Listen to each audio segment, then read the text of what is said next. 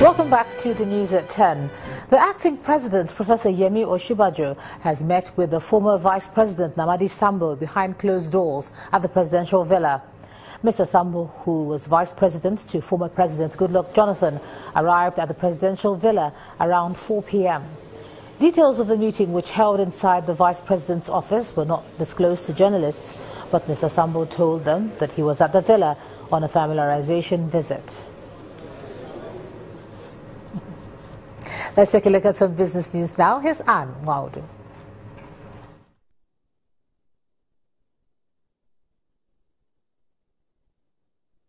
You first. First Bank.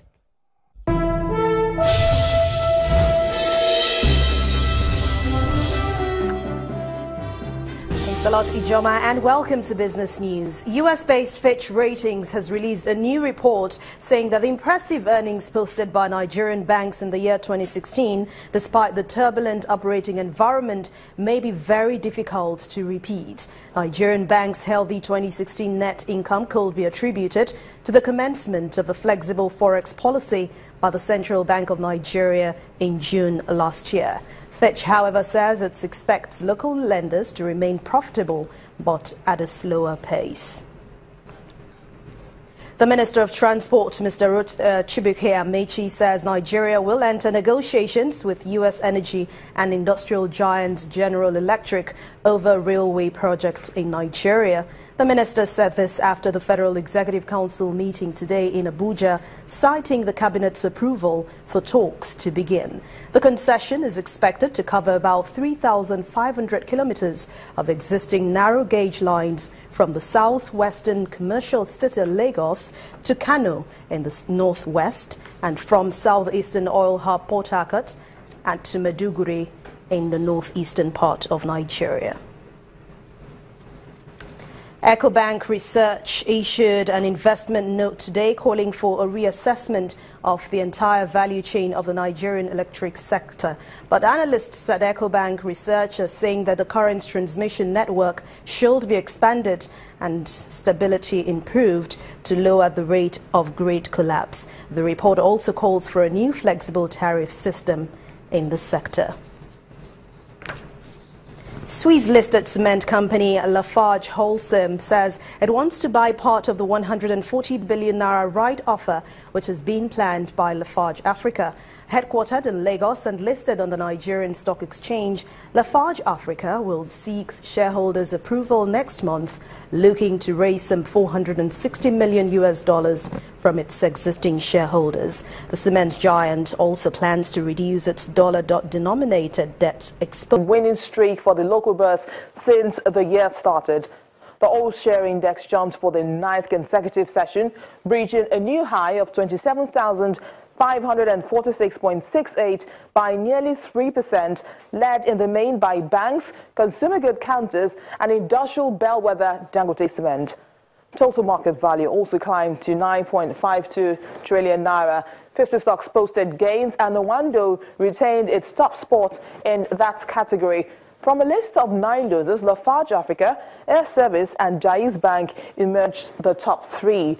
Total volume of trade came in higher at 584.11 million shares, exchanged in 5,121 deals worth over 5.65 billion naira.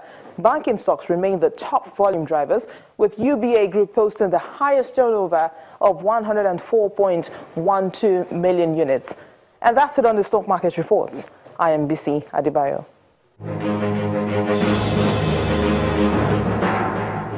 Thanks a lot, BC. Well, the world's leading stock markets, particularly European bourses, closed today's trading mostly in the green. Let's see how they ended today.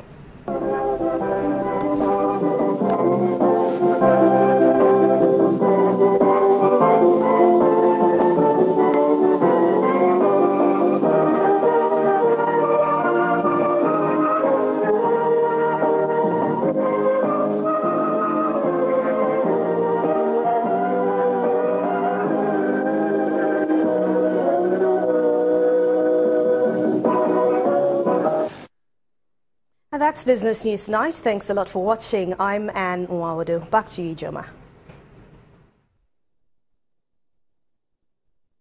You first. First Bank. Thanks a lot, Anne. Teachers may no longer have to wait till they get to heaven before getting their reward.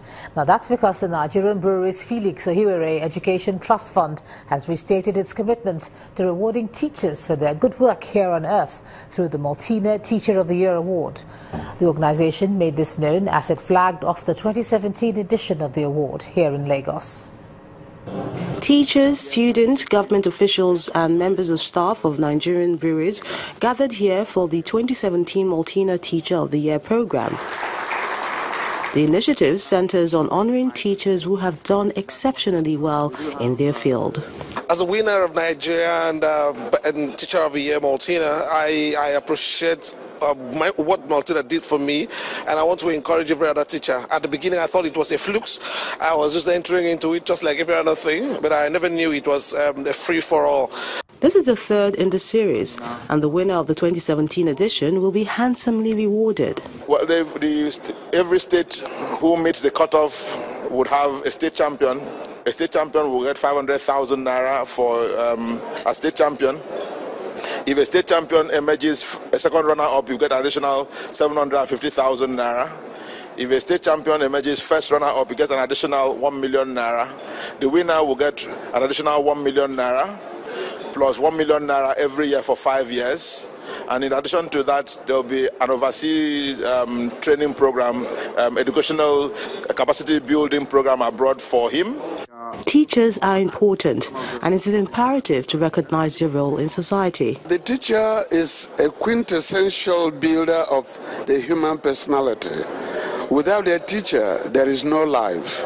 After God, the teacher takes over in the creation, refinement, enablement, and development of the human personality. And it is this human personality that is the driver of national development. The 2017 Maltina Teachers of the Year Award is put together by the Nigerian Breweries Felix Ohiwere Educational Trust Fund. If the initiative is sustained, as has been promised by the company, it will no doubt be a good incentive to reward teachers in the long run. Thank you very much. To aviation now, Arik Air has resumed flight operations on the Maiduguri route 4 years after it was unceremoniously closed down following an attack by Boko Haram insurgents.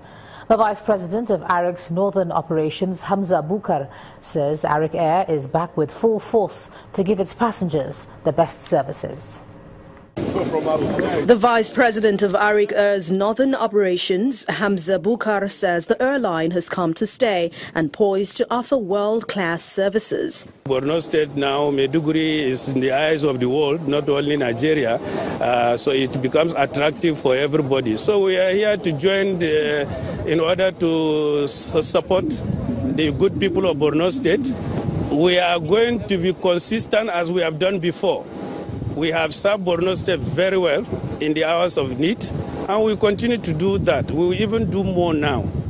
The management of the airport is pleased with the new development, and it's giving assurances to airline operators and passengers of its commitment in ensuring best practices. We are very, very happy.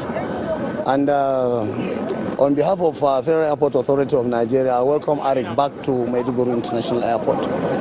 And as I earlier mentioned, Maiduguri International Airport had been a safe airport, and it is still the best safe airport in the country.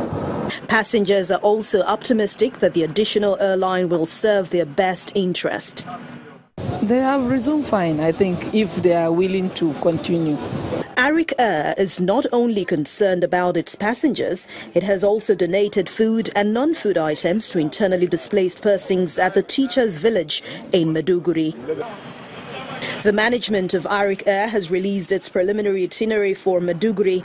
The flight operations will be 3 times a week, Tuesday, Thursday and Saturday, and the Maiduguri itinerary is from Lagos en route Abuja. Members of Ute community in Waboka local government area of Edo State are appealing to the Niger Delta Development Commission to complete the abandoned Palace Road project, which links the community and several others to Benin City, the Edo State capital. The community leaders who made the appeal also disclosed that they've been without electricity for over 3 years. Our community reports tonight takes a look at the situation in Ute community. Now you're talking.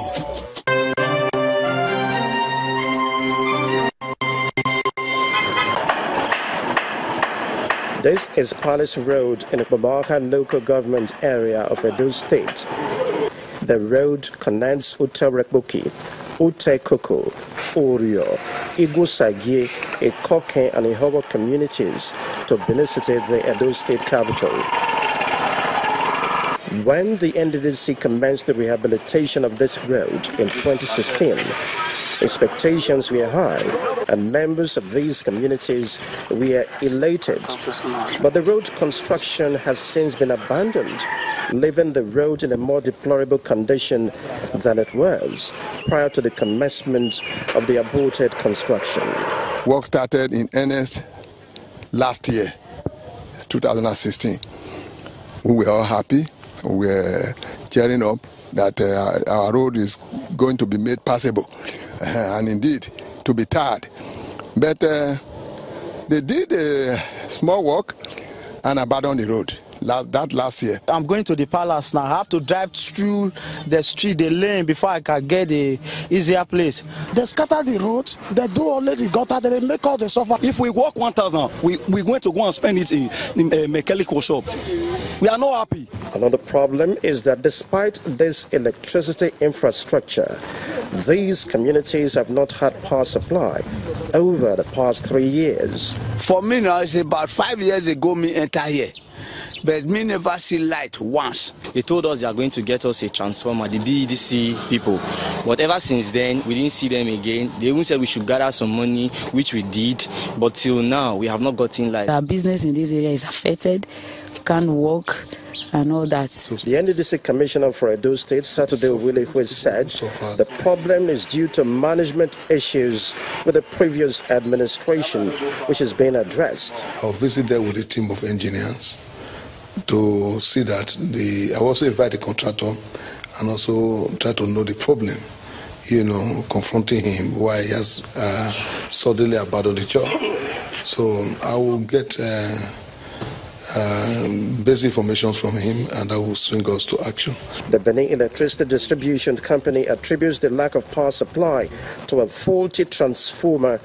We're in touch with our people working on the transformer, and they have assured me that latest by end of next week there's hope for the transformer to be given to them, to be returned to that community, and subsequently for them to have light. For members of these communities, the fulfillment of these promises is their earnest desire because of the need to improve on the socio-economic development of the area.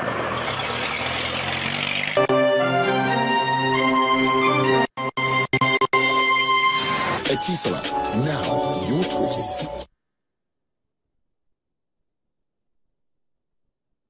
Still ahead on the news at 10, FIFA confirms 9 automatic slots for Africa in the 2018-2026 World Cup. That's coming up on Sports. Just stay with us.